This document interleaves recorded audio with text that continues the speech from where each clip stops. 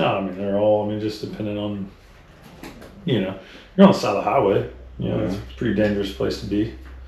Truck on fire, active spill, possible sparks, dangling on the side of the highway. Drilling a fuel tanker is a little nerve-wracking. We've only done it a couple of times. You know, I mean, we trained for it on the hazmat side, but it's a little different when you're actually on the side of a fuel tanker. Yeah. You know, and you're like, oh yeah, this is gonna be fun. Like nothing can go wrong here, but you know that like everything could go wrong, and if it does go wrong, you're probably not gonna know it. That's a little weird. Yeah, it's a little unusual feeling. That's probably the most. I don't know. On the wrecker side, some of the hazmat stuff, you know, like some of the chlorines and stuff that you deal with, you know, that stuff gets a little. She hates it. You know, you go like that one we had down there at Haslett that was off gassing chlorine. You know, and if you've got like a leak around your mask or, you know, if your suit's got a hole in it, you know, you just die. So yeah, that would be. There's no like warning. I imagine you get like a warning. I don't know that it like does anything to help you, but Well, it's already like done by the time you do notice it. It's Yeah. already done its damage. yeah, I think it's I just pretty keep much. thinking about that episode of Blame. Well, that's H2S gas. That's not. I mean, chlorine I think does kind of like the same thing. It just kill you the moment you breathe it in, but you know, we don't deal with that a whole lot, but we do deal with it. So that and fuel tankers. But on the wrecker stuff, it's just, you know, side of the highway, people not paying attention, you know, cables breaking, chains breaking, those kind of things are, you know, you do your best for that not to happen, but you know, it could.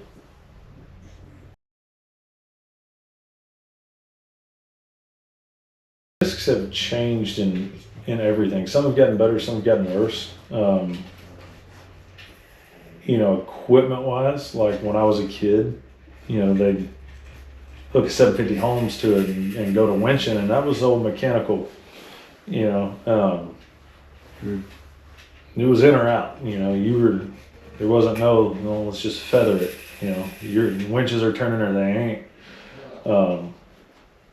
You know, there was no training per se. I mean, there was, but not as widespread as it is today, you know, so it was, if you're pulling hard, get a bigger chain, you know, so on that side of things, you know, like I remember back when I was a kid, I think my grandpa carried 2 snatch blocks on a Home 750, and that's it, you know, but and most of the time they stayed on the truck because you kept them on while you were towing with it, towing on the truck bar.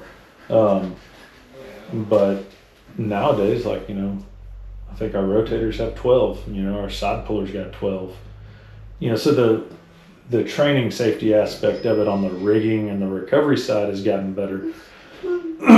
But the training's gotten better, so the equipment part of it's gotten safer. The side of the road has become less safe. People aren't paying attention when they drive. No. Everybody's on their cell phone. When you're standing on the side of the road, if we're working a truck wreck, hell, if we're hooking up to a big truck, you're just on the side of the road hooking up a broke down truck. 95% of the cars that go by, people are distracted. They're on a cell phone, they're talking on the phone, they're scrolling through their feeds, they're doing anything but paying attention to driving. And anybody sees that, anybody that drives sees that. So that has made it way less safe to be on the side of the road. The other thing is, I think our lighting has become more of a distraction than a warning. You know, which is a double-edged sword. Okay, you want people to see you, you know, I do too. But, you know, like impaired drivers, they say, are attracted to the bright flashing lights. So, you know, there's that. But, you know, the number one thing that has been a major change in the safety is the roadside. You know, I tell these guys, put a vest on, put a hard hat on. You know, and at the end of the day, for my thoughts, that's more of to make sure that some scumbag attorney doesn't keep your family from getting paid because you didn't do your job to its fullest when somebody runs you over. Right. Because it's going to happen, you know, not to everybody, but, you know, statistics are statistics, and we lose tow operators every year on the side of the road. And 99% are from distracted driving or impaired driving. You know, it's a call that no owner wants to get, but every owner knows there's a high probability of getting one day. So, you know, I don't believe that the move over laws are publicized correctly. I don't believe that they're enforced correctly. And I don't think the public is as aware as they should be. You know, write tickets for it every day. Teach people to move over, slow down. I didn't know it was a law. Yeah, See? and that's the problem. Yeah. And I tell these guys, remember, you're nothing more than an inconvenience to the motoring public's day when you're on the side of the road. So, be careful. Watch what you're doing.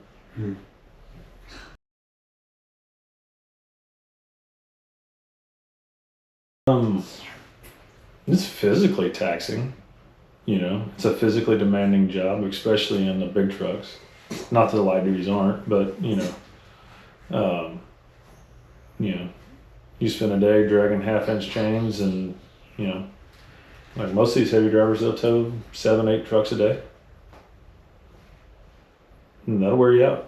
You put in 12 hours towing 7-8, yeah, that'll wear you out.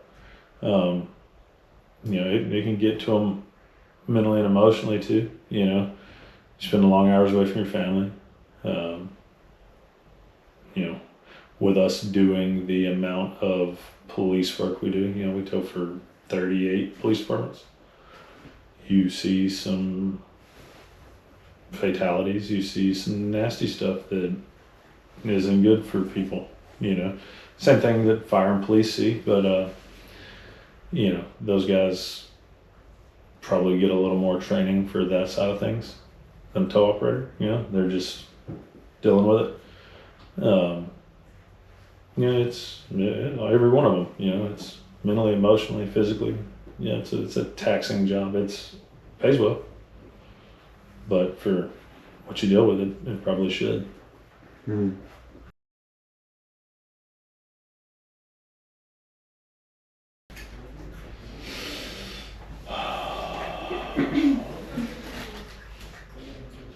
The craziest?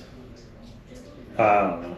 The most memorable, dispatched 2 light duties to the interstate to deal with a car in a ditch that I guess a guy went out with a pickup, There's a pickup and a trailer. and a behind it. trailer. And so Northlake, Northlake called for 2 wreckers. So we sent 2 light duties out there.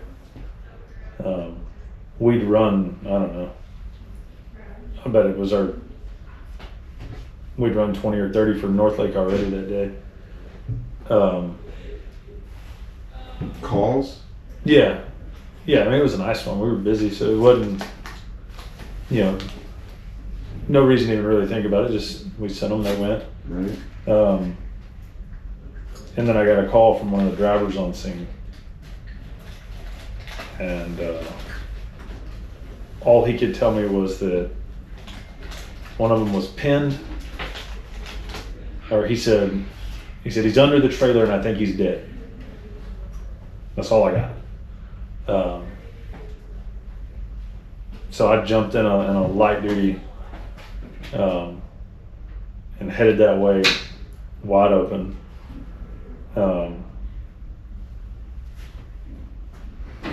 I showed up about the time that Roanoke Fire showed up. You know, I had no idea that we, you know, I didn't know what had happened. When he told me trailer, I knew that dispatch had him out on a truck and trailer, so I figured something had went wrong, you know, with this light duty. But I get there and I see an 18-wheeler on its side. Loads come out the top of the box. You know, it's perpendicular in the ditch, and we've got 2 light duties. It's slid up and hit one of the light duties. I see a squad car down about, 300 yards, and I see one of the officers I know walking, trying to walk on the ice, and he's bleeding out of his face. Both of my guys are white. They're freaking out. I got out of the truck and I see Roanoke coming down the southbound service road. We're on the northbound service road, or we're on the southbound. They're coming up the northbound. And I'm like, who's pinned? What did you mean? Who's pinned? And he said, the officer. And I'm like, well, he's right there. He said, no, there's another officer. And I'm like, what? What are you talking about? So Chris is one of our drivers. He was there. He's tripping out. And he's like, no, he's under that trailer. And then I looked, and all you could see was a turn signal flashing. So, you've got a 53-foot trailer laying on its side, and it was loaded with sides of ham. So like loose ham. I guess they were in bulk boxes when it went over. But all you can literally see is you can see a turn signal. And I knew when I saw the turn signal, I was like, that's a Tahoe. And it was a police Tahoe. And then the other officers, like my partner's in there, and I'm like, oh, this ain't good. So me and Chris go in the trailer and start trying to get to this car. It's under the, I've got pictures. I'll have Orlando put some pictures up. And so we're chunking these hams off trying to get to the officer. About that time, Roanoke finally makes it there. The roads were iced. They probably weren't a quarter mile from us, but they couldn't run but 10 mile an hour at best. So we start digging. Roanoke shows up. We're all digging, and we made it to the Tahoe, and it was Martinez, the local officer. And dude, when we rolled the, everybody thought like, this is not good. Like this isn't. And when we got to the car, dude, he was the cage had kept the roof of the vehicle up. And he's like, can y'all get me out of here now? He broke his nose and stuff. I mean, he was tore up, but he was alive. And he actually walked out of the trailer, which was pretty cool. But like that initial, probably 15 minutes from the original phone call till we actually made it to him that sucked. That was, so that was probably the most memorable,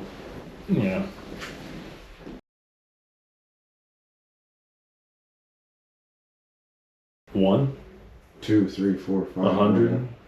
Let us know. I feel like for every good decision we've ever made, I've probably made a couple bad ones. I mean, Maybe more like 5. I would say the number one things that in this industry that I learned early on is don't undercut. Don't be that guy. You can get in a race to the bottom quick. I'm not saying be the most expensive, but you don't want to be the cheap guy. The cheap guy runs old trucks. The cheap guy doesn't have good operators. The cheap guy repairs what he has every day because one, he didn't have the money to buy the good trucks in the first place. He didn't have the money to repair them correctly in the first place, and he didn't get good guys to operate them. Don't be the cheap guy. Every market's different. But if it's not profitable, it's not worth doing. Um, you know, our customers know if you want me to be able to provide a good service tomorrow, you got to pay me for what I did today, period. And it's got to pay enough for me to be able to provide that service tomorrow. You know, so that was a mistake that I think everybody makes, because, you know, you get in business and, you know, like us, we started with one truck and it's like, okay, we gotta get this thing busy. Well, how do you go up against a guy that's been there for 20 years and has established accounts? Well, the only thing that generally, you know, in your mind, the only thing that generally is, okay, I'll cut his price. Service is where it's at. You know, you gotta be a monster when it comes to service. You know, you gotta go when the phone rings, you gotta answer the phone. You'd be surprised at the guys that just don't answer the phone. Just answer the phone. Answer the phone, charge a good rate that's profitable. Another mistake we made is holding on to bad customers. Not all money's good money. You know, if you've got a customer, I don't care how much he tows, if he slow pays you, probably not any good. You know, and they're out there. Those guys that'll drag you out in 90 days. They'll tow a bunch. You know, but what's it cost you to pay for their towing for the next 90 days? Because that's what you're doing. You're being Wells Fargo today. You know, cash flow is a thing. I don't care how profitable you are. If you can't cash flow it doesn't matter. You know, so that was a mistake. You know, we did it. We held on to some customers that we shouldn't have. You know, because, well, God, they tow 10 a week. If you tow 10 this week and you're not getting paid for 90 or 120 days, you're done better sit at the house. You know, so we cut out a bunch of that, you know, years ago. But that was a hard learned lesson, wasn't it? You know, you had customers that were, when you're doing, you know, back then, you know, when we learned this lesson the hard way, if you're doing $100,000 a month, but you got a customer that's into you for 50, you're out of business. Darn near, you know. And this hasn't been easy. We've been on that verge a few times over the years, you know. You always have to try to stay one step ahead of it. Sometimes you win, sometimes you don't.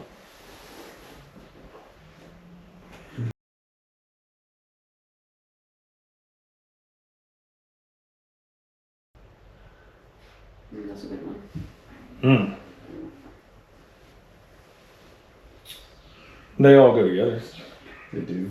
You know, no customer wants a guy that's going to take 3 hours to get this truck.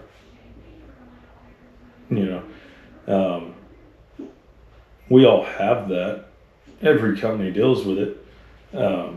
There's days you call in here like today, you know, a few minutes ago we had 35 heavy duty calls on the board, and it was like, you know, you got customers calling, how quick can it be to us? Man, it's going to be just a minute. You know, normally I'm there in an hour, but not right this second. Most of them understand that, you know, and that's where a good dispatch team comes in, because then you can move, you can shift, you know.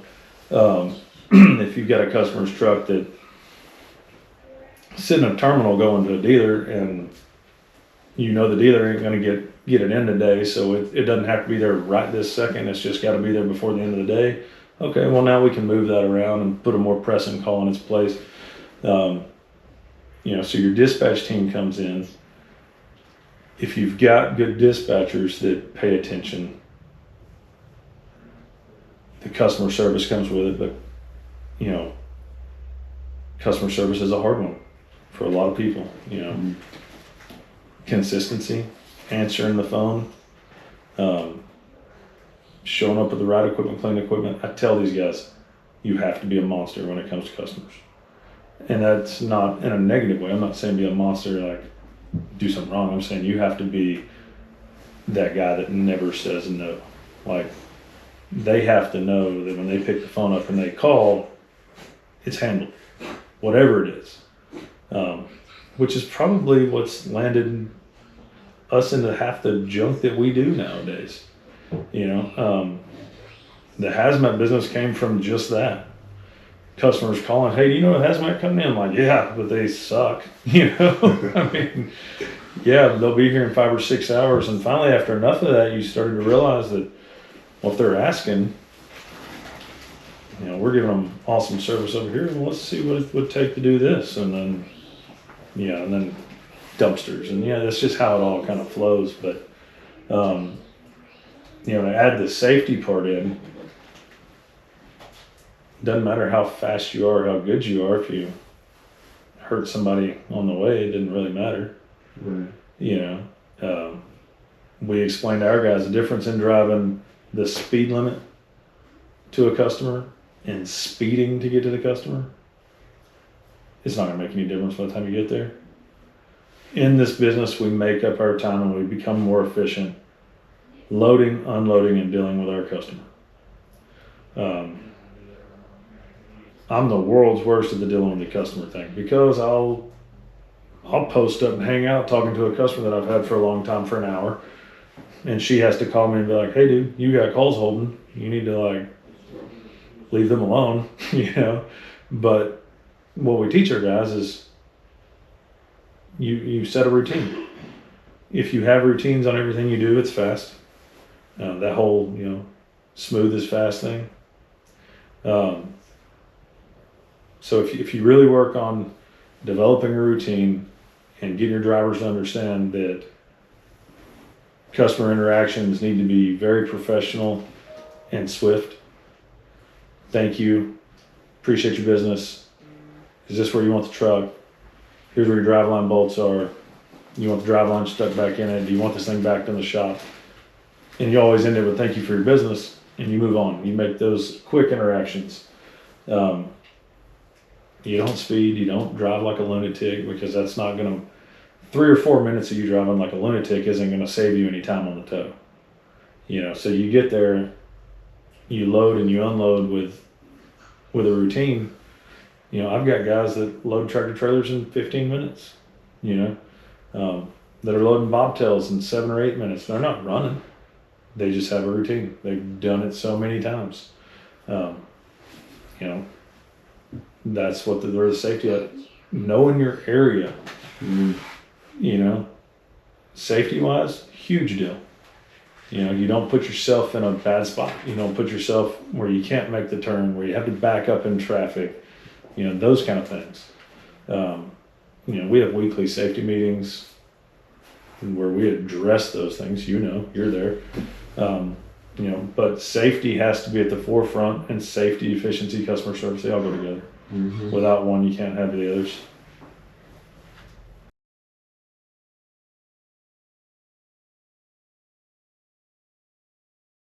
Flying tow trucks.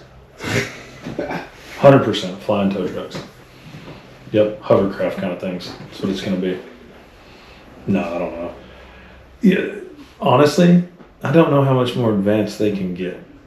You know, for as far as equipment goes. I mean, maybe they'll be autonomous and they won't even need us at that point. I don't know. 10 years from now, at the rate we're going,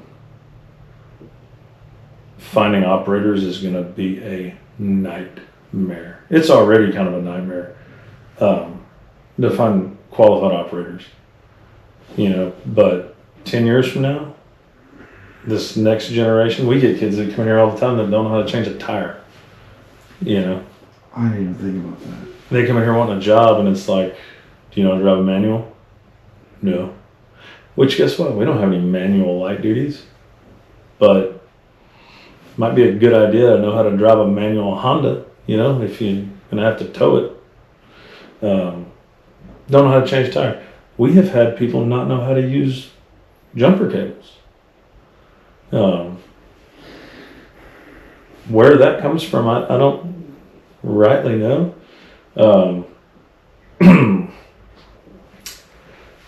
I can tell you this, that that does make you a little nervous, what 10 years looks like. You know, my guys that are in their 40s now are going to be in their 50s then. You know, we hire those young guys, 18, 20, somewhere in there, to like work in the yard. They're not all this way, but a lot of them that we encounter are less than desirable in the work ethic category. You can tell they were never yelled at about holding the flashlight correctly. You know, that's for sure. Yeah, I don't know. That's a tough one. My hope would be that in 10 years you have more guys that look at the towing industry as a career and not a job.